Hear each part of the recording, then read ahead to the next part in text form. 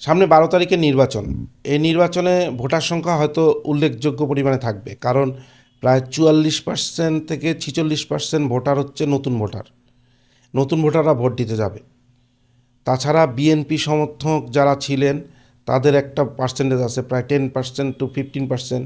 জামাতের 5 থেকে 7%, এবং অন্যান্য সংগঠনগুলো মিলে ধরেন আরও 5%। সব মিলায় প্রায় এদিকে আরও প্রায় 20%। জামাত, বিএনপি মিলায় আরও 20%। আর হচ্ছে এদিকে হচ্ছে নতুন ভোটার যে যুবকরা আছে তাদের ধরেন 44%-এর মধ্যে অ্যাটলিস্ট 40%। তার মানে একটা আশা করা যাচ্ছে ভোটার উপস্থিতির সংখ্যা 50%-এর উপরে হবে, হুইচ ইজ ভেরি রিমার্কেবল। কারণ আমরা গত অনেক কয়টা নির্বাচনে দেখছি মানে একদম ঠেলে ঠুলেও 50 থেকে 60%-এর বেশি ভোটার উপস্থিতি থাকে না। ভোট কেন্দ্রগুলোতে ভালো ভোট কালেক্ট হবে বোঝা যাচ্ছে, তবে এই ভোটটা না হওয়া উচিত। যে কোনো মূল্যে এই ভোটটা হয়ে যাওয়া উচিত, কারণ একটা রাজনৈতিক সরকার এখন ইমার্জেন্সি হয়ে গেছে। রাজনৈতিক সরকার আসলে দেশের আইন শৃঙ্খলাটা নিয়ন্ত্রণ অনেক সহজ হয়। এটা হচ্ছে বাস্তবতা, কারণ এলাকা ভিত্তিক তখন একটা মানে এই যেই দল ক্ষমতায় থাকে তাদের একটা নিয়ন্ত্রণে এসে যায়, এমপিদের নিয়ন্ত্রণে চলে আসে এলাকাগুলো, এবং এলাকার আইন শৃঙ্খলাতেও তারা একটা রোল প্লে করতে পারে, এবং তখন দেখা যায় একটা মোটামুটি একটা শান্ত হয় দেশ। এছাড়াও দেশের যে অর্থনৈতিক অবস্থা, যেভাবে মনে করেন সব কিছু আস্তে আস্তে কলাপস করতেছে অর্থনৈতিক বিষয়গুলো, বড় বড় ইন্ডাস্ট্রিগুলো, বিশেষ গার্মেন্টস শিল্পসহ, এগুলো কিন্তু আসলে সংকটের দিকে যাচ্ছে। তো দ্রুত একটা নির্বাচন হওয়া প্রয়োজন, খুবই প্রয়োজন। এই নির্বাচনে কোন দল উপস্থিত আছে, কোন দল অনুপস্থিত আছে, এই হিসাবটা আপাতত বন্ধ করে এই কোনো মতে নির্বাচনটা হয়ে যাওয়া উচিত। একটা রাজনৈতিক সরকার ক্ষমতায় আসা উচিত। হ্যাঁ, আওয়ামী লীগ ক্ষমতায় নির্বাচন করতে পারতেছে না, এটা একটা বাস্তবতা।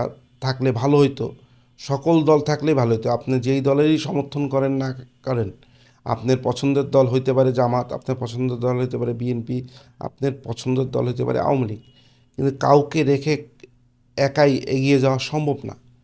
আর আওয়ামী লীগের তো একটা উল্লেখযোগ্য পরিমাণের সমর্থক কর্মীরা আছে, এদেরকে তো অস্বীকার করে দেশ আগাইতে পারবে না।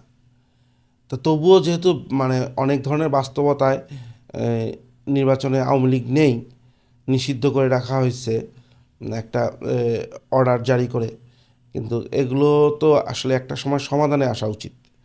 তার থেকেও বড় কথা কি, আপাতত নির্বাচনটা হয়ে যাওয়া উচিত। অনেকেই ষড়যন্ত্র করতেছে, বিশেষ করে গতকালকে রাতেও দেখা গেছে যে একটা ছোট্ট ঘটনাকে অনেক বড় করার চেষ্টা করা হয়েছে। যারা মনে করেন নির্বাচনে হেরে যাওয়ার ভয় করতেছে, তারা হয়তো চাচ্ছে যে নির্বাচনটা না হোক, কারণ এখন তো তারা অনেক সুবিধায় আছে, যেহেতু নির্বাচন নাই এখন তো সবাই নিজেকে নিজেকে সরকার মনে করে। জামাতও মনে করেন ক্ষমতা দেখাইতে পারতেছে, বিএনপিও ক্ষমতা দেখাইতে পারতেছে, এনসিপিও ক্ষমতা দেখাইতে পারতেছে।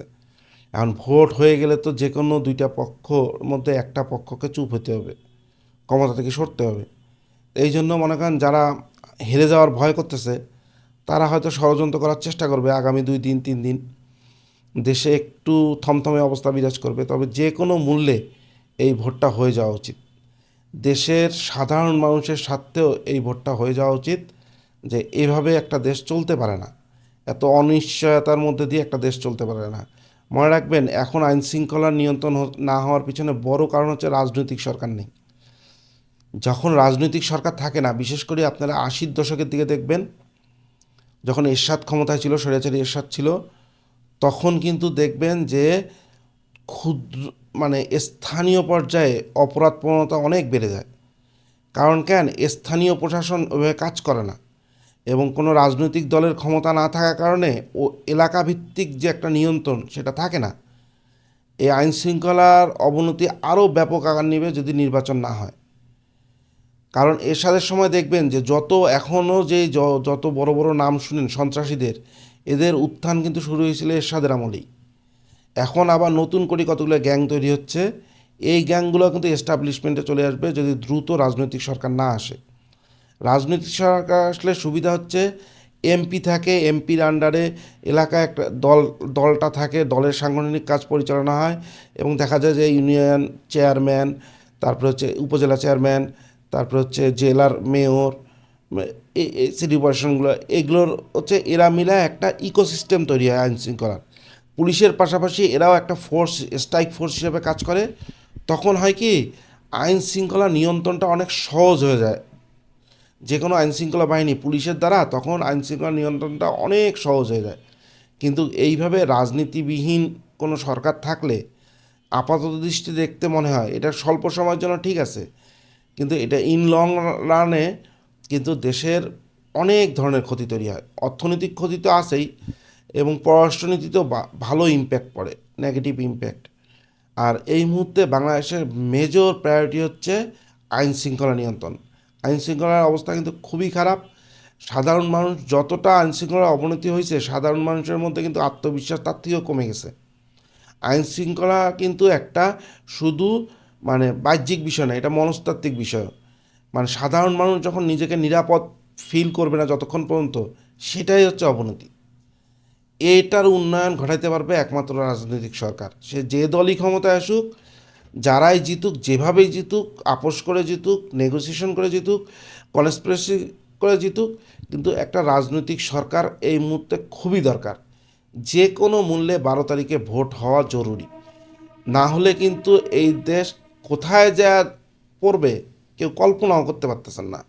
অতএব যে কোনো গুজব, ষড়যন্ত্র, বিশেষ করে সোশ্যাল মিডিয়ায় নিজ দায়িত্বে, আপনি যেই দলের সমর্থন হোক, নিজ দায়িত্বে গুজব রটানো থেকে দূরে থাকুন। অন্তপক্ষে ভোটটা পার হইতে দিন। ভোট পার হইলে আমার মনে হয় দেশ অনেক শান্ত হবে। তখন আস্তে আস্তে স্লট আউট করা যাবে যে কারা রাজনীতি করবে, কারা করবে না, কিভাবে করবে, বা কিভাবে কাদের বিচার হবে, কি হবে না, এগুলো আস্তে আস্তে স্লট আউট হবে। কিন্তু অবশ্যই সর্বপ্রথম উচিত এই 12 তারিখের নির্বাচন হওয়ার। এবং যেসব ব্যক্তির ভোট দিতে ইচ্ছে করবে তারা ভোট দিতে যাবেন, যারা যাবেন না যাবেন না। কিন্তু সোশ্যাল মিডিয়াতে আল্লাহর হস্তে গুজব আগামী 4-5 দিন করবেন না। এটা একজন নাগরিক হিসাবে আপনার দায়িত্ব, দেশের নাগরিক হিসাবে। আপনার রাজনৈতিক মতাদর্শ যাই হোক, আপনার দল নির্বাচনে থাকুক আর না থাকুক, কিন্তু আপনি তো একজন নাগরিক হিসাবেও আপনার দায়িত্ব আছে। অতএব আগামী 4-5 দিন আল্লাহর হস্তে গুজব ছড়ায়েন না। নিজের জায়গা থেকে নিজে একটু বোঝার চেষ্টা করেন যে সবার আগে দেশ।